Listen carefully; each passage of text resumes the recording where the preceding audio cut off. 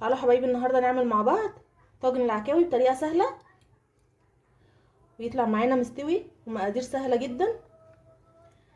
تعالوا نشوف المقادير مع بعض ونعمله ويطلع معانا بالشكل الجميل ده.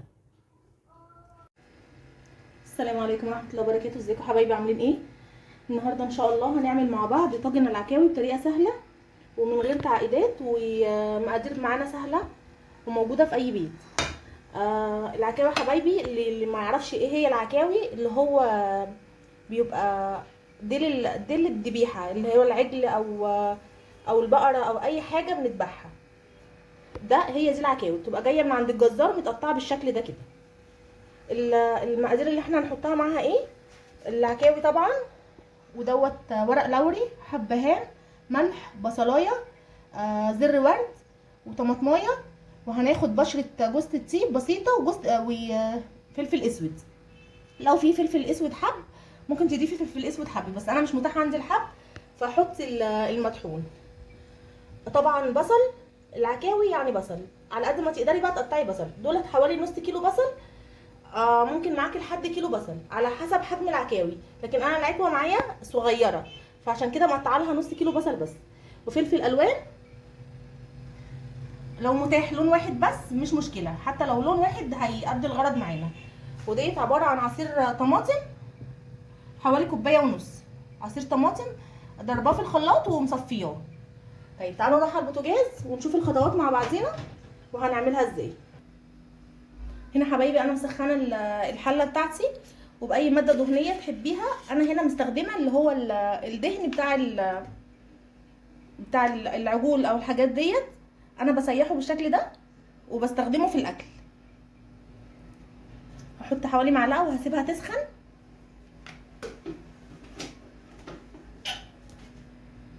دلوقتي يا حبايبي اول ما الماده الدهنيه بتاعتنا تبتدي تسخن كده، طبعا مش هنكتر الماده الدهنيه لان العكاوي بيبقى فيها طبقه سمين، فمش عايزين نكتر الماده الدهنيه كده يا حبايبي. بعد ما حطيناها في الماده الدهنيه انا ببتدي اديها صدمه، وعايزه كمان العكاوي معايا تاخد لون بسيط، مش ان انا احمرها بس، تاخد صدمه معايا يعني المسام بتاعتها كلها تتقفل.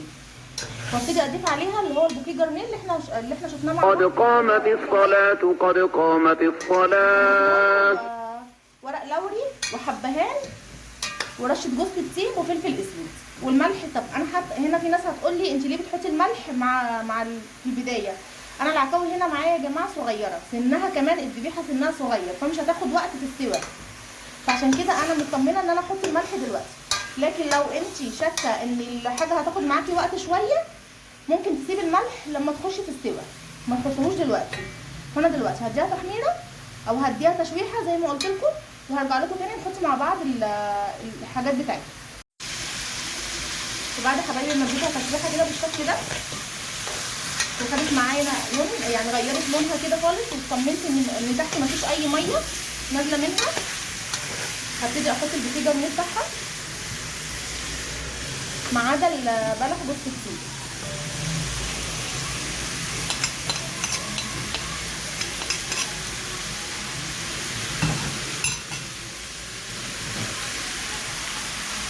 هبتدي اخد بشره صغيره بس من بلح جوز الطيب.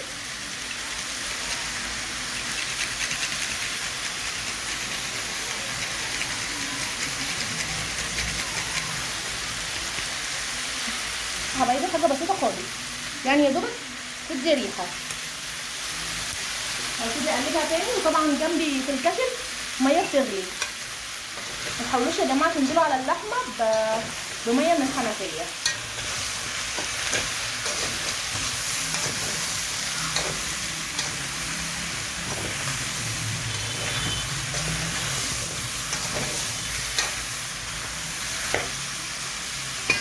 دلوقتي هبتدي انزل بالميه المغليه.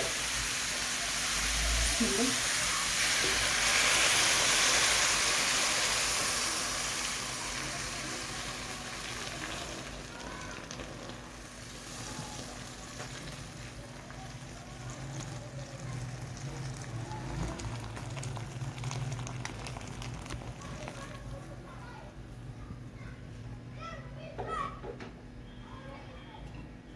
واي ريم معايا بقى ظهر على الوش هنبتدي نشيله علشان بس ما نحسش ان في زفاره على في الشوربه بتاعتنا. بس حبايبي انتوا لو ملاحظين مفيش ريم، يعني حاجه بسيطه قوي لا تذكر، يعني مش زهره كمان. اي حاجه بقى زياده نشيلها. واول ما تغلي، هي بدات تغلي معانا كده، هبتدي اغطيها وهسيبها تغلي بس لمده 4 دقايق مثلا، وهبتدي اوطي عليها خالص واسيبها تستوي مع نفسها. وتعالوا دلوقتي نشوف هنعمل ايه مع البصل والفلفل الالوان. دلوقتي حبايبي عبال ما العكاوي معانا تستوي في الشوربه، انا هنا حطيت معلقه ماده دهنيه برضو، سبتها تسخن هنا. هنزل عليها بالبصل،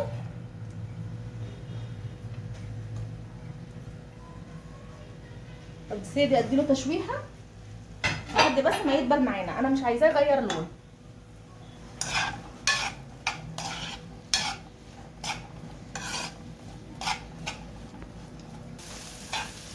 كده حبايبي اول ما اللهم البصل بدا صل يدبل معانا بالشكل وسلم ده، على ما نبينا ادينالوش لون خالص، محمد.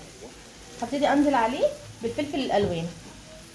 انا هنا عامله فلفل اصفر واحمر واخضر وقرن حامي. طبعا لو حابه تستغني عن الفلفل الحامي ما منوش مشكله. هبتدي انزل عليه بالتوابل، ملح، طبعا ملح حسب الرغبه،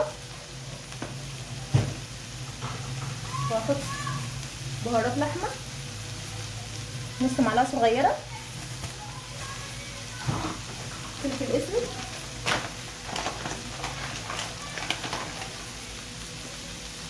نص معلقه صغيره برضو،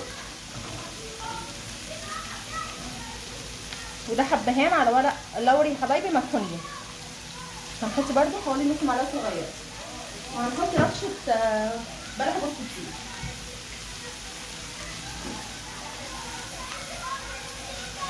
وهنحط رشه جوز الطيب، رشه بسيطه خالص. هبتدي اديله تقليبه كله.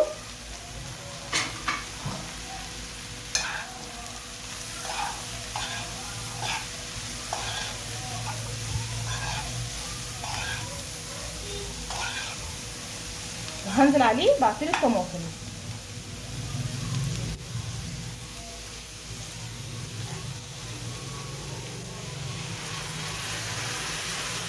الطماطم دي يا حبايبي احنا نصفيها على الطفل بتاعها،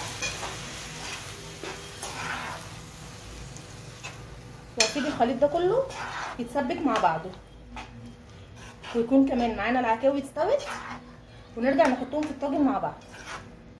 دلوقتي حبايبي انا هنا العكاوي معايا استوت 90%، يعني انا عايزاها تستوي خالص، يا دوب بس تاخد الوش اللي هي هتاخده في الفرن. هبتدي اطلعها كده، وهنا بصوا حبايبي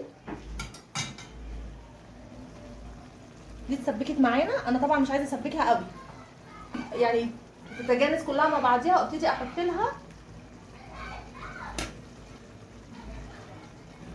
كبشتين كده بس من الشوربه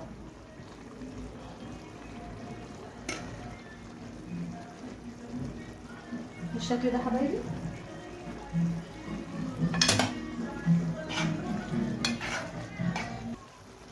اول ما تغلي كده حبايبي انا هطفي عليها، وتعالوا مع بعض نحطهم في الطاجن وندخلهم الفرن.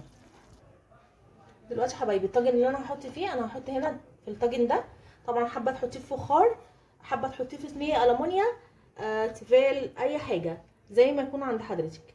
هبتدي احط نص الخليط في الارضيه بتاعت البياض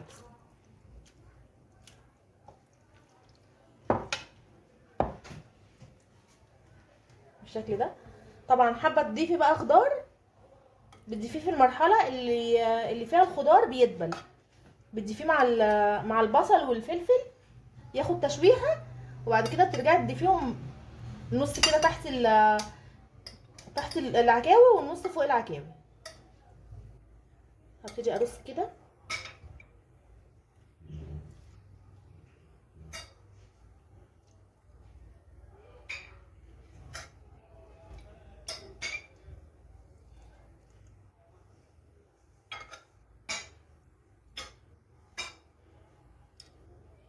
كميه العكاوي كلها بتاعتنا، وابتدي اضيف باقي الخليط.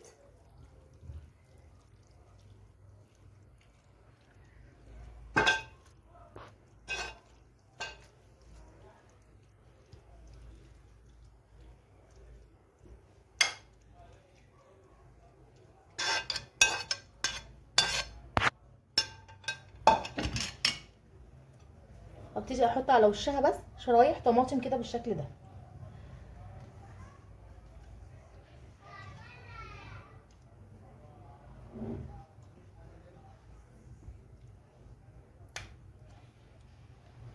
دلوقتي يا حبايبي انا هدخلها الفرن تكمل ال10% سوا بتاعتها، وهتاخد بس وش من على من فوق، وهرجع اقدمها مع حضراتكم. ده حبايبي شكل الطاجن معانا بعد ما خرج من الفرن.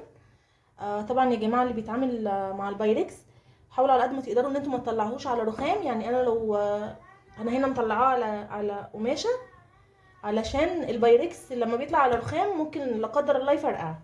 فده شكله معانا يا جماعه. فلو عجبتكم الوصفه فعلوا لي زر الجرس واشتركوا في القناه عشان يوصلكم كل جديد.